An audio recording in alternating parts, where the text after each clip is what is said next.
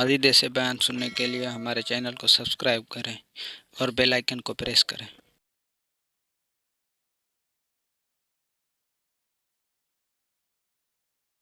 रही थी 1000 साल से उसको उन्होंने कंटिन्यू जला के रखा था। उनका दावा था ये आग बुझती नहीं है, जिस वक्त मेरे आका की विलादत होती है वो आग भी बुझ जाती है। काबे के अंदर 360 बुत थे। नबी ये पाक जिस वक्त दुनिया में तशरीफ लाए वो सारे के सारे बुत औंधे गिर गए। अल्लाह अकबर। बहुत सारी निशानियां अरब के लोगों ने देखी और फिर नबी ये पाक 12 रबीउल अव्वल सुबह सादिक के वक्त नूर वाला चेहरा लेके दुनिया में तशरीफ ले आए। जिस सुहानी घड़ी चमका तैबा का चांद, उस दिल अफरोज साथ पे लाखों सलाम। मेरे आका के किस कमाल की बात करूं। अभी तो नबी ये पाक झूले में हैं। प्यारे आका का बचपन ही कैसा निराला था कि आप झूले में हैं। हजरत अब्बास रज़ी अल्लाह तआला अन्हु ये मेरे आका के चचा हैं। ये बहुत बाद में ईमान लाए, नबी ये पाक के ऐलान नबूवत के बाद ईमान लाए। मगर कहते हुजूर आप पर जो ईमान लाया ना उसकी एक वजह ये भी थी कि मैंने बचपन में आपको देखा था कि जब आप झूले में होते थे आप जिस तरफ इशारा करते थे ना चांद उस तरफ चला जाता था। अब बड़ी लॉजिकली बात सुनिएगा, हम में से बहुत सारे वो लोग हैं कभी हमारे चचा हमारे बड़े बुजुर्ग आकर कहते बेटा तुम बचपन में ये करते थे। हम कहते हैं अच्छा करता हूँ चचा मुझे तो याद नहीं है, कोई मेरा ऐब मत खोल देना, बचपन में छोटा सा था कुछ कर दिया हो इज्जत रख लेना, लेकिन हमें तो याद नहीं होता। वो जो कहते हैं मानना पड़ता है कि तुम तो छोटे थे तो ये भी करते थे, छोटे थे तो ये भी शरारत करते थे। हमें कहां से याद कि हम झूले में क्या करते थे और जनाब जब चड्डी पहनते थे तो क्या करते थे। उस जमाने की बातें हमें याद नहीं होती। मगर मेरे आका की शान देखो। हजरत अब्बास कहते हैं हुजूर मैंने आपको झूले में देखा था कि आप जिस तरफ उंगली उठाते जिधर इशारा करते चांद उधर जाता था। सुनो हजरत अब्बास के जवाब में नबी पाक ने ये ना कहा ऐ मेरे चचा मुझे क्या मालूम मैं झूले में क्या करता था। सरवर कायनात अलैहिस्सलाम फरमाते जी मेरे चचा बल्कि मैं चांद से बातें करता था वो मुझसे बातें करता था। सिर्फ इशारे से चांद मूव नहीं करता था।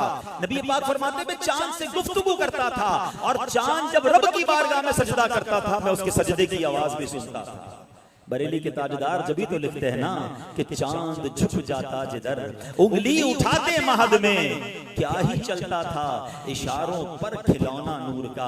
नबी ये पाक का बचपन कितना निराला कि बीबी हलीमा सादिया जब नबी ये पाक को लेकर अपने गांव जाती हैं, प्यारे आका के वालिद का इंतकाल हो गया था, कोई दाई लेने के लिए तैयार नहीं थी। मगर बीबी हलीमा सादिया जो है कहती है कि मुझे भी किसी ने बच्चा ना दिया, मैं इस नूरानी बच्चे को ले गई। मगर अब जब इस बच्चे को लिया तो ऐसा लगता है मेरे भाग जाग गए। मैं मक्के आती थी, जब आ रही थी तो मेरी ऊँटनी सबसे पीछे थी और अब जब मैं अपने गांव की तरफ जा रही थी तो मेरी ऊँटनी सबसे आगे थी। मुझे काफले वाले कहते हैं ए हलीमा क्या जानवर तब्दील कर लिया, कोई नई ऊँटनी खरीद ली?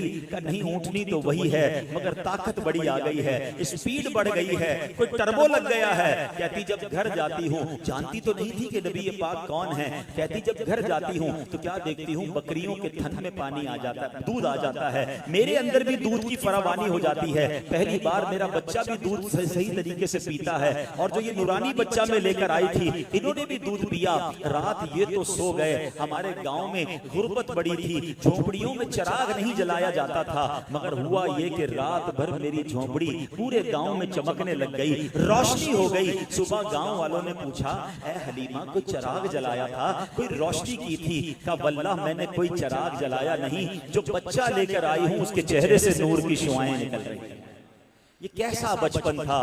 अल्लाह अल्लाह वो बचपने की फबन, उस खुदा भाती सूरत पे लाखों सलाम। अल्लाह अकबर। नबी पाक अलैहिस्सलातु वस्सलाम की ग्रोथ भी बड़ी निराली थी। आप छोटे बच्चों की निस्बत बड़ी तेजी से आगे बढ़ रहे थे। 2 साल के बाद बच्चा मक्के में वापस करना होता था। रूल ये था कि दाइयां ले जाती थी, दूध पिलाती थी, वापस ले आती थी। मगर 2 साल के बाद जब वापस बीबी हलीमा देने जाती हैं, दिल नहीं चाह रहा था, बड़ा अटैचमेंट बड़ी मोहब्बत हो गई थी। जब बीबी आमना के पास गई तो बीबी आमना ने फरमाया मक्के में कुछ वबा फैली है, कोई वायरस फैला हुआ है, ऐसा करो कुछ दिन मजीद मेरे बेटे को अपने पास रखो। बीबी हलीमा खुशी खुशी दोबारा नबी ये पाक को लेकर आ गई और उनके भाग जाग गए। गांव के लोगों ने मशवरा किया कि बीबी हलीमा सादिया के जो जानवर है ना चेक करो कहां जाके चरते हैं, इसके जानवर बड़े तगड़े होकर आते हैं, हमारे जानवर बड़े कमजोर हैं, ऐसा करो अपने जानवर इनके जानवर के साथ भेजो ताकि साथ मिलकर चराई करेंगे, अपने जानवर भी तगड़े हो जाएंगे।